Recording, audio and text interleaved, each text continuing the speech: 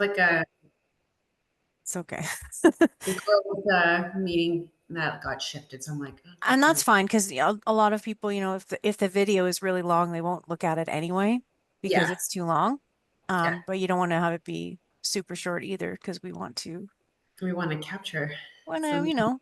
capture their attention and have them be like, oh yeah, I hadn't really thought about. Like I had one of my members who's been in my group a long time say, well, I hadn't really considered that, you know, low mood is a thing.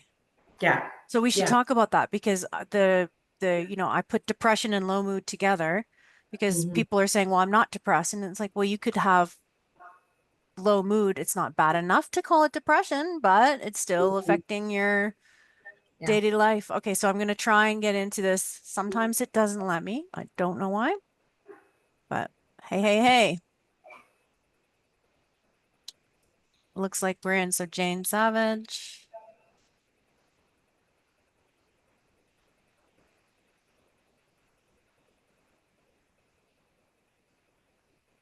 Going to go on my timeline, which is public, and then from there I should be able to put it into the group. So Okay. at Lovely. first it'll seem like I'm doing a lot of clicky clacky stuff. Yeah. No worries at all. Yeah. All right. So I think we are good to just get started here. And I'm Yeah. gonna I'm gonna get into the Facebook and send it into the group so that people in the group can watch. But we are talking this morning about the very important overlooked issue, I think, of the mental health side in Hmm. peri and postmenopause. And I've invited Jane to come speak at our conference because she is working specifically with women in that area and helping as a counselor. So, do you want to just tell us a little bit about yourself, Jane? Like what your background is, maybe what brought you into helping women in perimenopause? Yeah. So I'm Jane Savage. I'm a registered social worker and I'm the clinical director at Clearwater Integrated Health. And we're a social work company. One of our service portfolios is to work with women going through the perimenopause, menopause journey. I'm a little bit of an eclectic social worker, and then I've kind of done a little bit of everything. So my journey obviously started more mental health and addictions and concurrent disorder and helping families through that. And then I've navigated to more of the developmental sector. So, and then also within brain injury and auto insurance world. But I think where I've started to kind of lean towards is just my own kind of journey as a woman and some of the hurdles I've had to go with my own, physical, like women's health issues in my journey. So I think I've used myself and my connection from my own journey and starting to work more with women and women who are trying to juggle motherhood and a career and going through a new phase of life, kind of entering into their 40s and 50s, and now trying to figure out who they are as on their own individual selves, but then now faced with physical, cognitive, and mental health effects because of going through perimenopause and menopause. So kind of that's a little bit about myself, but we're very passionate about kind of helping women kind of meet their own needs when it comes to mental health through this journey. Because as you said earlier, Jessica, it's just it's not really an addressed focus when you're faced with your family doctor and then they're starting to talk about hormone supplements and getting testing done and focusing more on the physical changes that women are talking about and going through, and no one's really addressing some of the mental health, cognitive, psychological changes that we're going through. So kind of, I'm here to kind of talk about that and really help women kind of find their path. Yeah, and I think I mean I'm very lucky, unusual circumstance in that I trusted my doctor, my family doctor. Yeah, I mean, how many women can say that? I realize now how rare that is. And yeah, then my doctors were looking for perimenopause. So I didn't know anything about it really. But they were both, I have a functional medicine doctor because I've had an inflammation condition. So she was looking for it, and my primary doctor was aware of it and looking for it. And so I ended up I realized that this week I was very privileged partially because I had no opinion. I had no preconceived ideas about how this should look or what I might take or what I wouldn't take or Mm-hmm. those kind of things, and I think that it has put me in a place of privilege because when my doctor, the suggestions that she made, I didn't have a bunch of ideas about how taking antidepressants is horrible and you shouldn't do that, or, the IUD is whatever. Like I didn't have all these ideas, so I was willing to, when my functional medicine doctor said, let's try DHEA, I said, oh yeah, sure. I didn't have an opinion on something that I hadn't tried. So that left me open to trying different things. Mm-hmm. And, some of it worked and some of it didn't, but it is a little bit frustrating for me. I'm in Calgary, Alberta. So my Mm-hmm. doctor was like, definitely, we're looking at anxiety and depression that's increased, and we want to try an antidepressant, which was great. But as far as actually getting to see someone about that, the wait times, if you need free help, is ridiculous. And if you have some money, you can find someone sooner. But are they even aware of what the perimenopause changes are? So that can be hard. Can you talk a little bit about what kind of makes it different for us in perimenopause than just, Mm-hmm. a general anxiety disorder or something like that? Yeah. And again, I think it's a really good point that we address that difference, right? Like depression has very kind of, classic criteria, right? With regards to um, really big kind of low mood points. Like I talk a lot with people about just the physical sensations they get because of depression, with like low motivation, low mood. But the difference I think for women is they've never really, maybe for those that have never really experienced depression, but they're still having that low where like life is pretty good. They are Mm-hmm. ready to be with maybe their career or that stage of life with their kids. Maybe their relationship is doing okay. There's no major like life changes or challenges, but they just feel like a dullness or just like I feel like everything's together for myself, but I just don't have that sparkle or that light anymore. Right. And I just feel like numb, or I feel kind of checked out. Or I always say, like, it's kind of like that. What I, in my world, talks about, I talk a lot about more of your, from a neuropsychological standpoint, of like you're hypo aroused. So you're just kind of like cocooned, or you're kind of like a computer just kind of shutting down.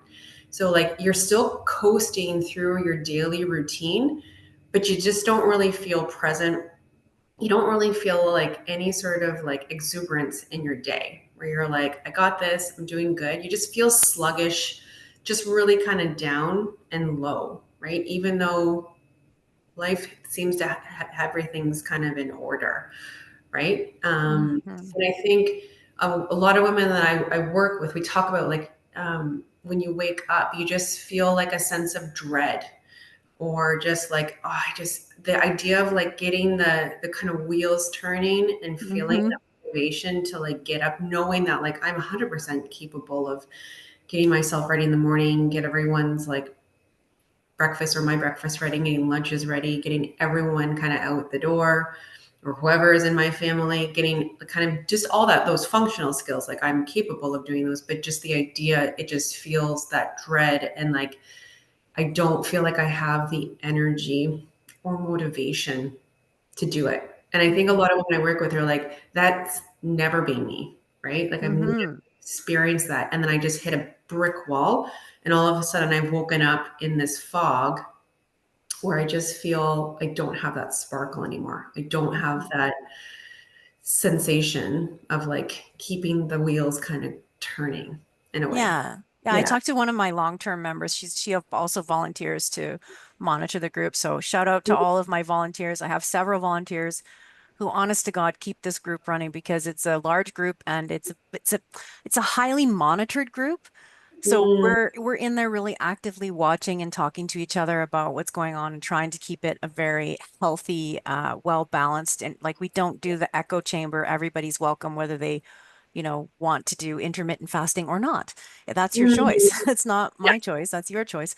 Um, so one of the things that she said was the common interest, and I thought maybe you might want to comment on that, was where she'd had her hobbies that she was very passionate about and she was very productive Mhm. with over the course of her adult life. And you know, I'm similar. I love to read. I love to make music and learn and in classes and stuff. And so we were talking about that sense where you're not really depressed or overly down, but the idea of creating something, of making something seems like just incredibly daunting. And then as that kind of falls away, um, we both feel it creates a kind of identity crisis. Well, who am I now if I'm not reading a book all the time? I've always had my nose in a book and been making something. Yeah. And so like that's another piece to take into consideration. That's where there's a difference between depression, where I have a lot of people talk about like I just feel like I'm in a dark place. And I always use that pit of despair as an analogy. The other end of it on the other spectrum where a lot of women talk about the low mood aspect. And again, I will really emphasize it just kind of hits you like a ton of bricks. It just comes, it feels like it comes when I have a lot of women that are in a different therapeutic place in their therapeutic process. When they look back at that pinnacle moment, they're like, it just kind of hit. And so to your point on there is a lot of pieces around that low mood where there's a loss of to my point of like losing that sparkle, that's a loss of interest in things that you tend to just gravitate to. If that was a particular hobby like reading, exercising, cooking. I'm a big hiker. So like I noticed recently where I'm just like, that doesn't give me satisfaction anymore. Like that feels like a chore or like a daunting Right. task. And like, Yeah. I think that's where I use a lot of analogies and metaphors and visualizations in the work that I do with a lot of the women is just like, it feels like you're trying to climb Mount Everest just to do something that filled your tank up and was yours. And to that point is we try to really dig deep into that psyche because you lose a sense of self through this, Oh yeah. right? Because if like reading and being a book club and finding connection with others in a book club, maybe because you're an avid reader and you're like, I can't even fathom the idea of opening this book up or meeting for a book club with a bunch of other people, like I think it's daunting because yeah, I think to your point is we do lose a big part of ourselves through this journey, and then no one is there to kind of help us through it, right? So I think it's amazing that you have this group that can be very autonomous and there's no script of like this is what you have to do, No. right? There's a lot of flexibility within your Yeah. group. I think the other piece too to recognize is with the low mood, there's a lot of fatigue, physical and cognitive, Yeah. and then Yeah. combined with the loss of interest and that like just some sadness and just feeling like numb is where I hear a lot of women talk about this inner critic or this feeling of worthlessness. Like I don't know who I am. I feel like I'm in this fog. I'm in this tornado of hormone changes and symptoms and I've lost myself. I don't even know who I am anymore. Right? Yeah. Exactly. And that's really very disorienting, especially, well, from when I was talking to my volunteer about that. It's like she said, I didn't even know that was a thing. But that Mm-hmm. describes low mood, describes what I've been going through. And Right. like for me, I was pussyfooting around doing a master's in counseling psychology. So I was taking psychology classes through Athabasca. And the Mm-hmm. first class was, developmental, and I loved it, and I loved the teacher, and I had a great time, and I loved the textbook, and I did the whole thing, and it was very much my normal self. And then by the time I got into the next class, I had a little bit less enthusiasm about the course material, which is weird for me because usually even if I don't like the course material, I can get Mm-hmm. into it as far as Mm-hmm. like, oh, this is an interesting theory, or this is an interesting person, or this is interesting how they did it this way. And Mm-hmm. I didn't have that same level of engagement. And I did well. I still finished the class. And then the third class was learning psychology, and I've been teaching since 2001. So I thought, oh Mm-hmm. yeah, learning psychology, this is my bag, right? I'm totally Mm-hmm. down. And then halfway through or something, I just lost myself. Like you said, it Yep. was really very sudden, and I suddenly I didn't want to read my textbook. I wasn't really interested in engaging with the other students. I didn't really want to log on and have a look and see what was going on. I didn't feel like I had to get a friend of mine to help me with my homework, to make me do my homework. I had to make a date with my friend to it was watching a movie and then analyzing the characters as far as archetypes go, which would normally have been something that I would have been like all over. That's very interesting. I have a minor in anthropology and I'm very curious about why people do the things that they do. I had to get 3 extensions. I had to get an exception for my last extension because they don't give 3 extensions. Yeah. Yeah. And I did finish the course, but I got a B, which is for me, it's like that's a low grade, especially because I am a teacher and I love learning. And I did glom some good information from that class, but it really made me go, okay, well, hold on, I guess for now, higher education is, you know, Yep. put to the side because I'm not going to torture myself, which is Mhm. very strange because I've had like at one point I had 2 kids with 2 guys and I had 3 jobs and I was still taking classes and I was able to do it all. And, I wasn't having trouble with any of this. So this is a very big change in my personality. And I mean, I'm very fortunate because I recognized it, knew what I was, and I was, able to talk to people. So that's one of Mhm. the things about finding resources for women. I think even if I think we have this weird thing where it has to be really bad before we go and ask for any kind of help.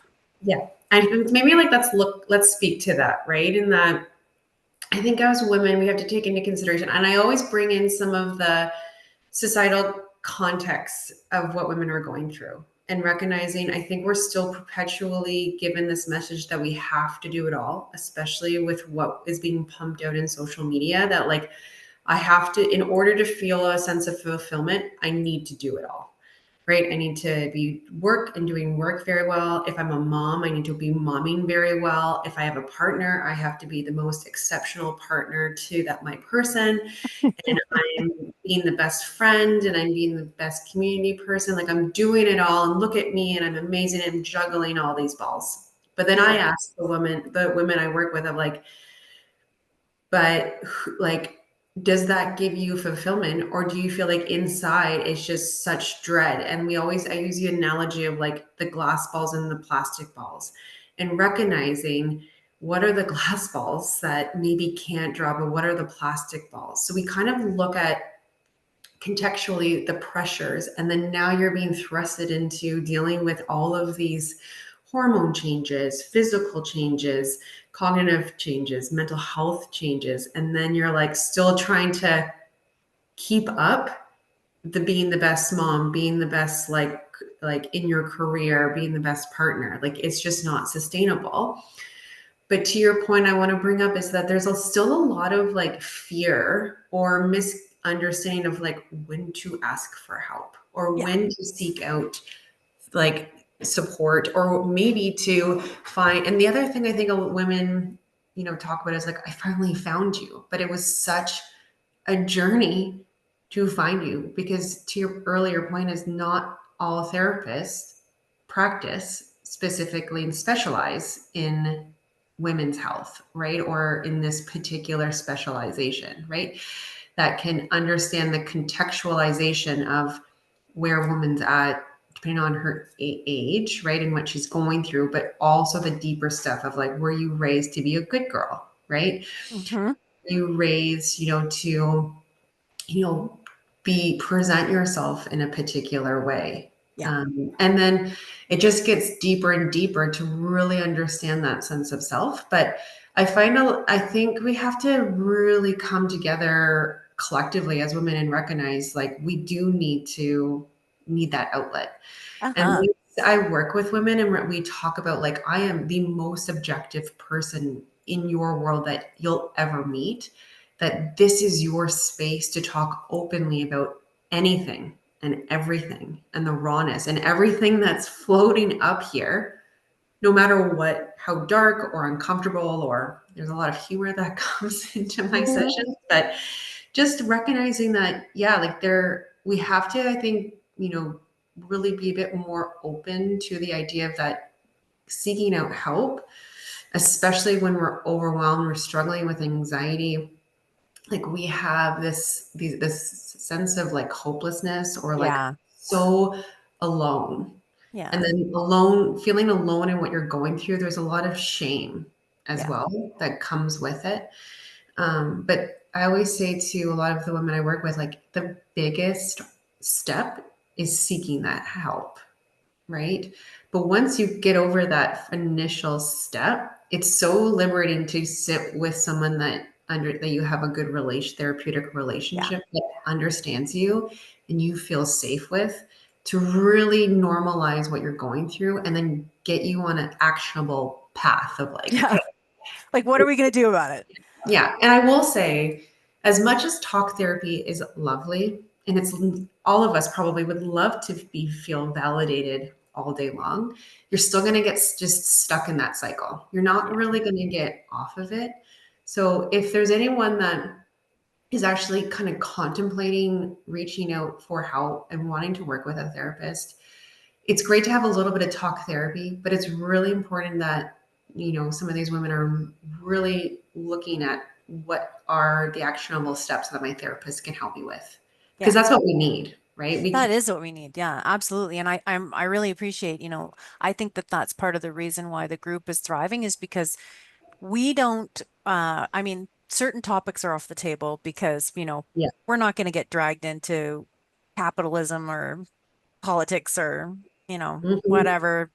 Yeah. If it's not directly related to this subject, we don't discuss it because it's very easy to get distracted and go into dissension.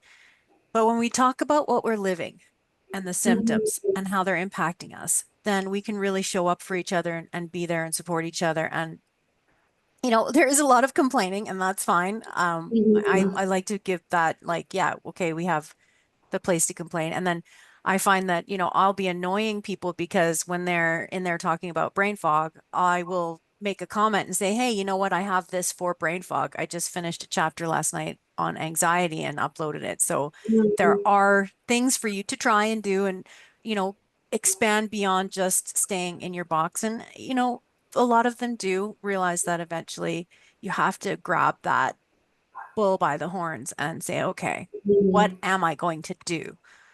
Other than just, it's funny when you were talking about women and the roles and the expectations. My husband popped into mind because at a certain point I turned to him and I said, "Do you try to be pleasant to be around?" And he was like, Mhm. "What do you mean?" And I was like, "Well, I will actually think to myself, have I greeted him kindly and have I offered him a drink while I'm making mine? And, have I extended my kindness towards him so that he feels that I have an interest in his well-being and those kind of things, like trying Yeah. to be pleasant. Does that, is that of interest to you? Does that occur to you?" And he was like, "No, obviously not. Not at all." He had never thought about that before. And I was like, "Oh, what would be great is if you could try and be pleasant to be around." I am trying. I know I don't succeed all the time, Yeah. but it was like a light bulb moment for me to be like, oh, you know Mhm. what? Instead of being mad at him because his priorities are different, this is Mhm. not how he was raised. Whereas, like you said, a good girl, I was really naturally kind and inclined towards helping other people. Right. And my parents just encouraged my natural goodness and my natural gifts, whatever they were. And so I developed a really high level of empathy and ability to communicate with other people in a loving and kind fashion that, really I couldn't sustain. It just got to a point where I was like, it's just not sustainable. Yep. Yep. So I always like to use this idea of like, even though it is such a challenging journey to go on for a lot of women, right? Because you really lose yourself. You are going through such like can be such intense sensations. Like I just was out for a work event last night and I was with my colleague. We were just joking of like, hey, we're hot now. But then when we left the event, we were freezing. So it's just like all these things every day that we have to compete with. And we're like, feel like we're going to armor up and be like, hey, what is the next Yeah. physical symptom I have to deal with? And the cognitive changes and the mental health changes. However, I really like to formulate, when I'm working with women on like, this is actually a transformation change, right? Like kind of Yes. the idea of I said earlier around like you're kind of in this caterpillar cocoon stage and now we're coming out. And that's where I really pull on that sense of self and really looking at our psyche and who really are we? Because Yeah. as women in this development, even the developmental leap we're going through, going into like maybe our 40s or mid 40s or going into our early 50s and mid 50s, I think we have to take into consideration this is a new developmental leap that now we're shedding, right? A new self and rediscovering who we are actually as humans. So again, earlier in life, we were told kind of who we had to be. And through our life experiences, it shaped it who we are. But I do some really raw work with women to be like, let's pull down those protective mechanisms and those defense mechanisms and how you were trained to be or who you were told to be, right? And the messages you received. How do we really uncover who you actually are? So looking at all the parts, right? So one therapeutic approach that I bring in a lot of times is internal family systems um, Yeah.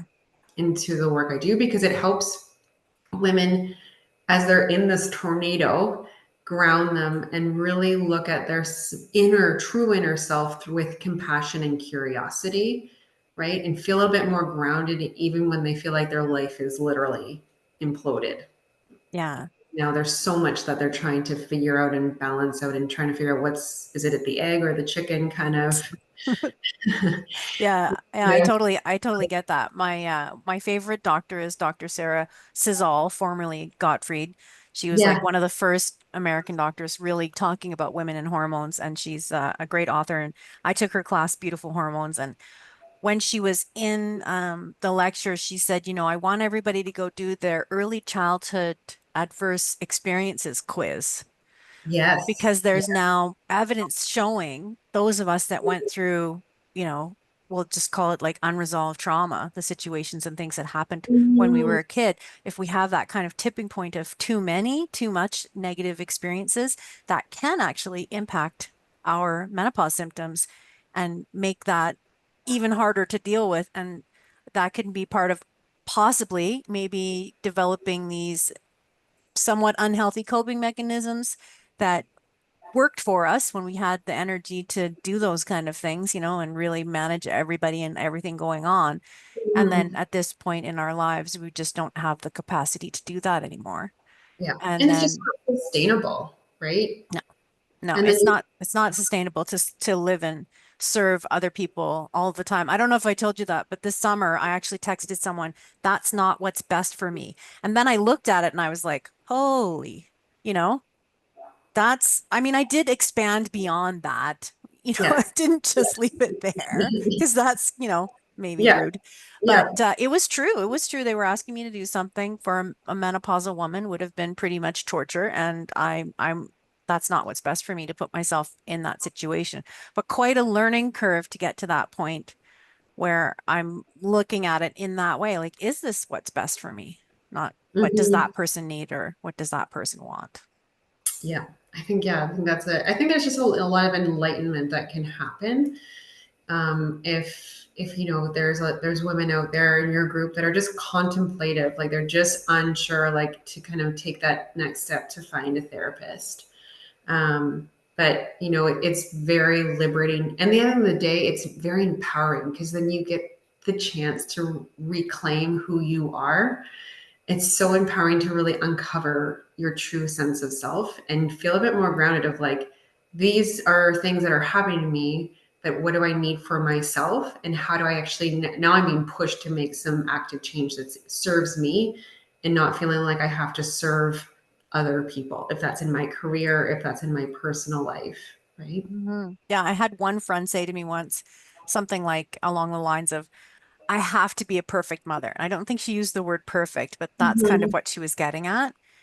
And I corrected her and said, you have to be the best mother you can be and show up and do the best you can. That's what your child needs.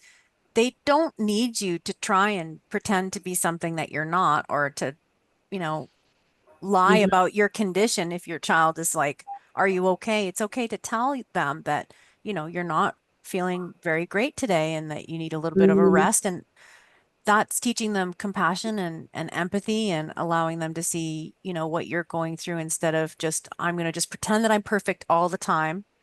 Yeah. And, you know, it's not, so you can't actually do it anyway, right? You Yeah. can't And do that's, it if you're that's laying on the floor with a migraine. yeah, and that's that piece of like glass balls and plastic balls.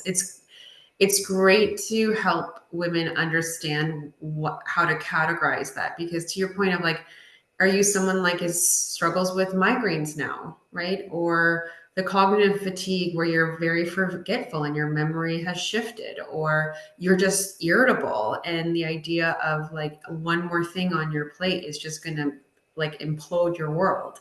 So reprioritizing, what are the glass balls that I cannot let drop, that they cannot drop whatsoever? But it's okay for these plastic balls that are on my plate. If they drop, sounds good. Like if you came into my living room right now, you would probably see a couple baskets of laundry. Those are my plastic balls right now because I can't, I have 3 kids and a partner that does shift work. That's not my priority. Whereas my glass ball of like, I need to do movement every day, Yeah. right? Yeah. That's important to me. So then I can show up for my kids every day. Yeah. And And are the clothes clean? they're clean. They just There need you to be. go. And again, I used to love like doing laundry and getting everything in order, but Yeah. it's not my season to keep on top of that. It's my season Yeah. to nurture myself and take care of myself so I can show up for the people that matter in my little tribe. Yeah, and I really appreciate that. And I I was staying with my family a little bit in the summer. I had a vacation, and mom and dad dropped the ball. I don't know if I told you this either, but one of the kids had daycare end at 4:30, and the other kid had it end at 5. And so in Mm, their mind, they were thinking 5, and they didn't go get the kid at 4:30. And then after, whatever, they were 5 minutes away. It really was not a big deal. They went and got the kid. Everybody was fine. But then the mom said to me, I don't know what should I do? And I was like, I think you should tell everybody. And she was like, what? And I was like, honestly, I think us moms need to know that all of us at some point, yeah. and the more we would talk about that with each other and be honest with each other about what's going on for us, the more all of us will feel like, oh, you know what? No one is actually holding up all of those balls. Hmm. Something's got to give. And that's just being kind, because I said you'll say that to someone and they'll feel so reassured because they have done that themselves, but they've never heard anybody admit to actually doing it. And I know from being a mom, all of us did that at certain at one point, Yeah. something messed up pickup time or whatever. Yeah. Yeah.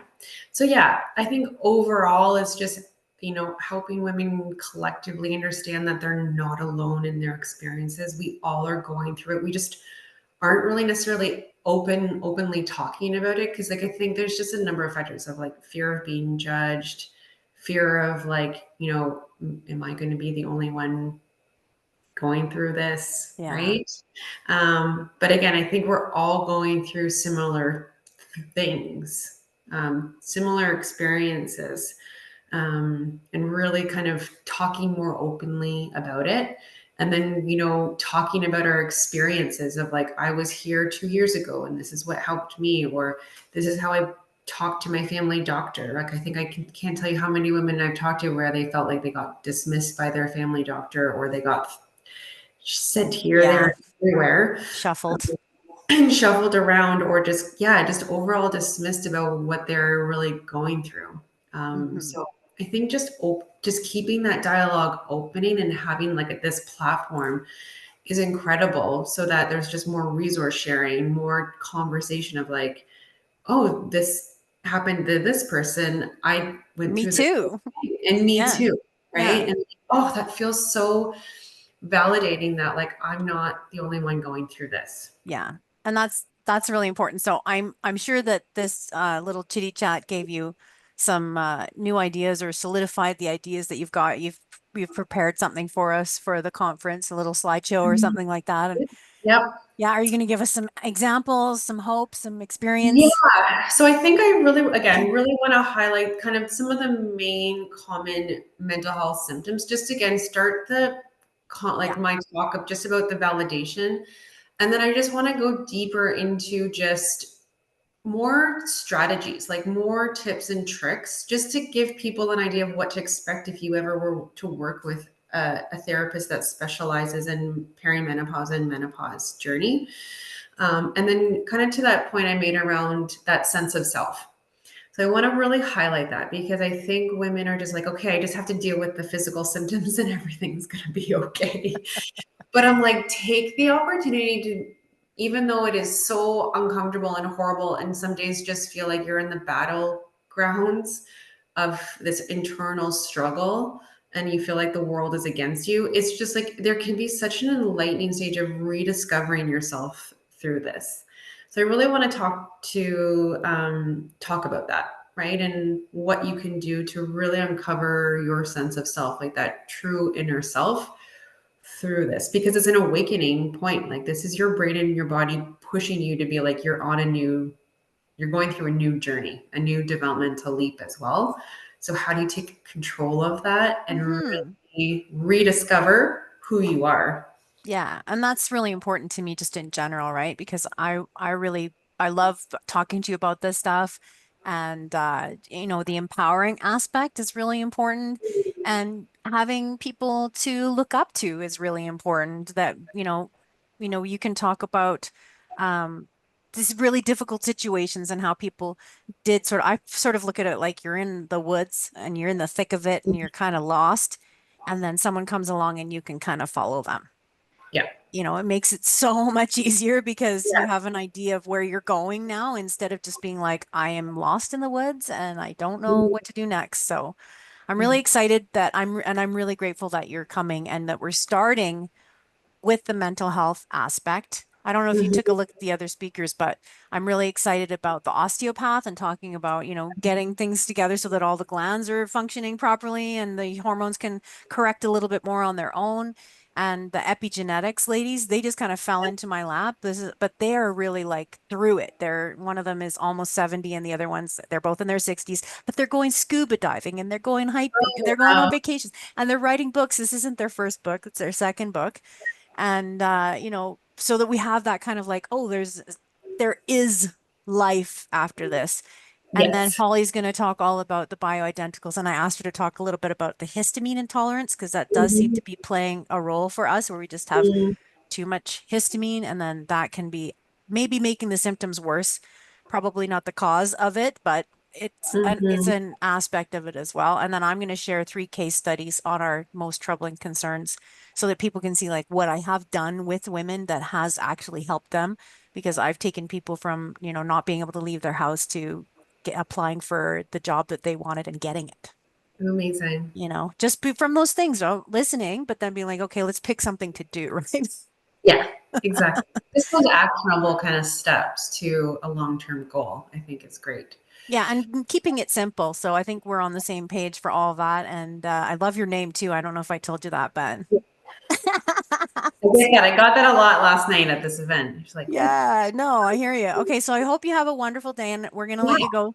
And the way that I know to end this is actually end the meeting, so we'll just be okay, abruptly cut off. But I'm here for you. You can ask me any questions, and I'll let you know if there are any questions for you about this talk, and then we can address that in the conference. amazing." Well, thank you so Okay, thank you much. All so right, much, Jane. Have a great day. you too. Bye-bye. Bye.